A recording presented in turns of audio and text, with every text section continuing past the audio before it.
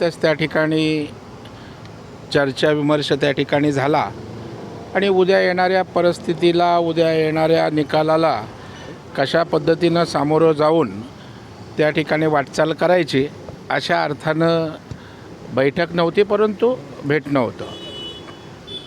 नाही तर रणनीती काय असं काय सांगत नाही ना. समजा रणनीती असेल तर ती मीडियात थोडी आम्ही सांगणार. म्हणजे आता तुम्हाला सांगितलं की तिकडे लगेच दुसरे जातील. रणनीती सांगायसाठी नसते, त्याची अंमलबजावणी झाल्यावर आपल्याला दिसून येईल. नाही असं काही नाही.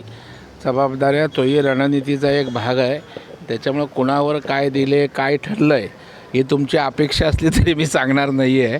परंतु एक खरं आहे की सर्व आढावा घेऊन उद्या कशा पद्धतीनं त्या ठिकाणी व्यूहरचना करायची याच्या संदर्भात त्या ठिकाणी नाही, मला वाटतं त्यांना त्यांचा पराभव दिसतोय आणि पराभव दिसतोय म्हणून अशा प्रकारचे रडीचे डाव अगोदर खेळायचं सुरू आहे. म्हणजे उद्या पराभव झाल्यानंतर विश्लेषण करताना त्याचं ग्राउंड अगोदरच तयार करायचं हे महाविकास आघाडी नीटपणे त्या ठिकाणी प्लॅन केलेलं आहे.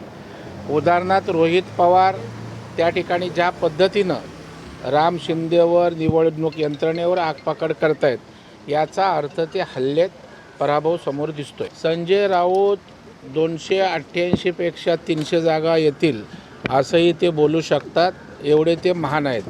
जसं मी आपल्याला म्हणालो, महाराष्ट्रातल्या जनतेने जो काही कौल द्यायचा आहे तो मतपेटीत सील आहे आणि त्यांनाही कळून चुकलं आहे की जनतेनं महायुतीच्या बाजूनं जनाधार दिला आहे, सरकारने चांगलं काम केलं आहे आणि पुन्हा एकदा या ठिकाणी महाराष्ट्रातल्या जनतेनं त्यांना नाकारण्याचं आज चित्र उभं राहिलं आहे. आणि मग उद्या पराभूत झाल्यानंतर काय त्याचं विश्लेषण, त्याचं ग्राउंड ते तयार करते, त्याच्या पलीकडे काय नाही.